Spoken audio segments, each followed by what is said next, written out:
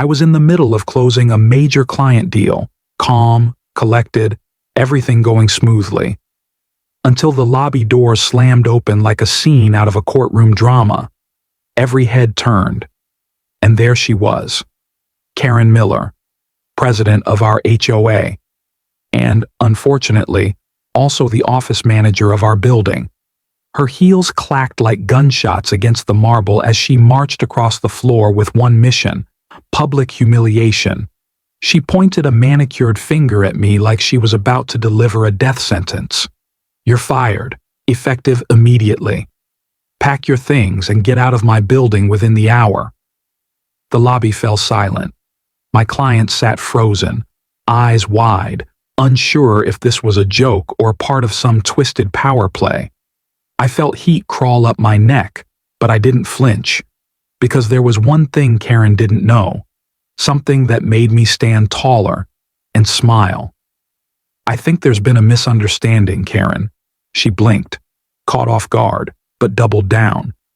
"The only misunderstanding is that you thought you belonged here. Now leave, before I call security." Just 6 weeks ago, I was a quiet financial advisor in this very building. Nothing fancy, but I loved helping people. Karen, though? She made that nearly impossible. She ruled both the HOA and the office with an iron fist and a petty soul. Control was her drug of choice. And we were all stuck in her kingdom, where the thermostat, parking spaces, and even coffee brands were under her surveillance. Challenge her? You'd get written up at work and slapped with an HOA violation at home. I watched coworkers crumble or quit, but I endured because I had a secret. 2 months ago, my uncle passed away, leaving me a substantial inheritance. Instead of spending it, I invested it in real estate. And when I found out the very building I worked in was up for sale, I didn't hesitate. I quietly formed a holding company, made an offer, and signed the closing papers just this morning. Yes, I now owned the building. And Karen had no idea. So when she screamed in my face to get out of her building, I calmly gathered my papers, nodded to my stunned clients, and said, "Let's reschedule for tomorrow morning." As they left, Karen stepped closer, eyes gleaming with venom. "People like you are just stepping stones for people like me." I smiled, just slightly. "You might be surprised, Karen." Then I pulled out my phone, making sure she could hear every word. "Hi, James. Yes, everything's finalized. The building is officially mine as of 9 a.m. Can you have the new management notices printed for tomorrow?" Karen's face froze mid-smirk. Her mouth opened slightly, but no words came out.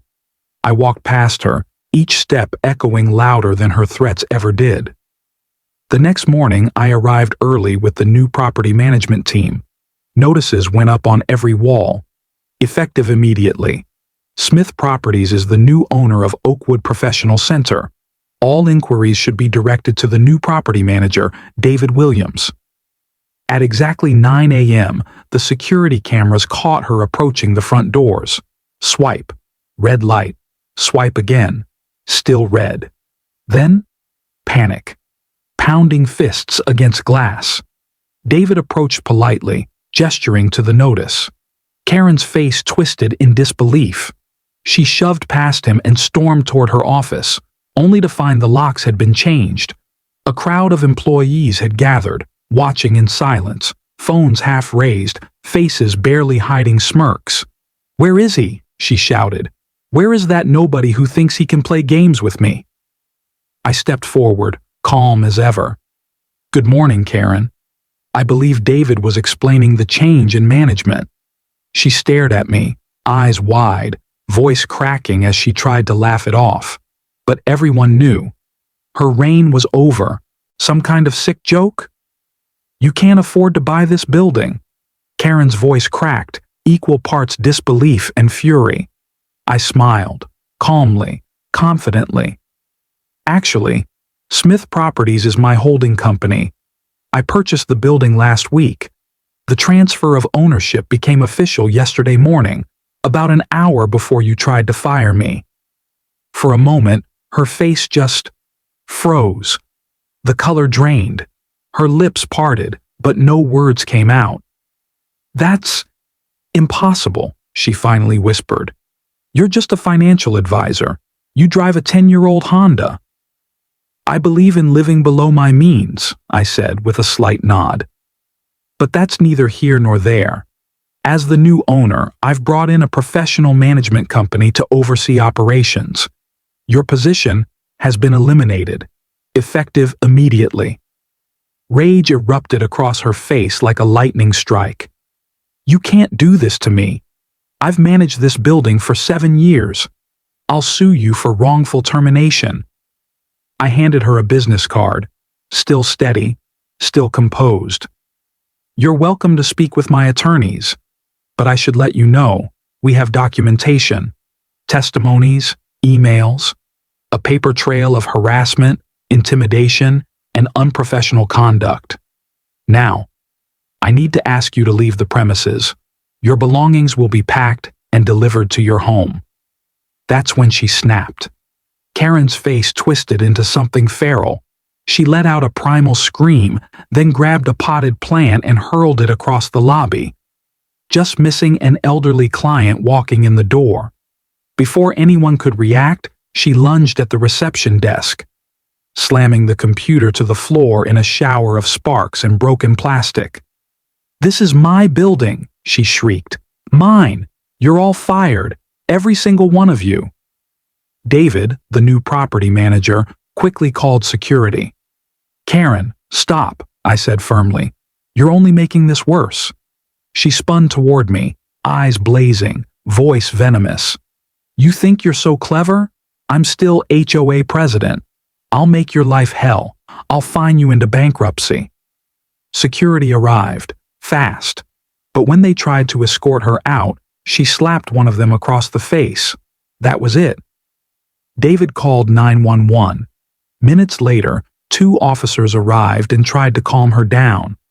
Karen had barricaded herself behind the desk, brandishing a stapler like a weapon. When they approached, she lunged toward me, screaming, "I'll destroy you." The officers acted instantly, restraining her as she kicked and screamed. She was arrested on the spot for disorderly conduct, destruction of property assault, trespassing. As they dragged her out of the building, the entire lobby watched in stunned silence. The only sound left was the fading echo of her screams. A week later, she stood in court, still clinging to the illusion that she was the victim. The judge didn't buy it. She was sentenced to 100 hours of community service, $7,000 in damages. A restraining order. 100 feet from the building and 0 contact with staff. But the final blow came from the HOA. An emergency board meeting was called, and with video of her arrest circulating in every group chat in the neighborhood, they voted unanimously to remove her as president. When the news was delivered, Karen collapsed into a chair, her mouth opening and closing. But no sound came out. For the first time since I'd known her, Karen was speechless. Want more wild HOA showdowns and power plays? Hit subscribe and join the HOA Warzone, where the neighborhood drama never quits.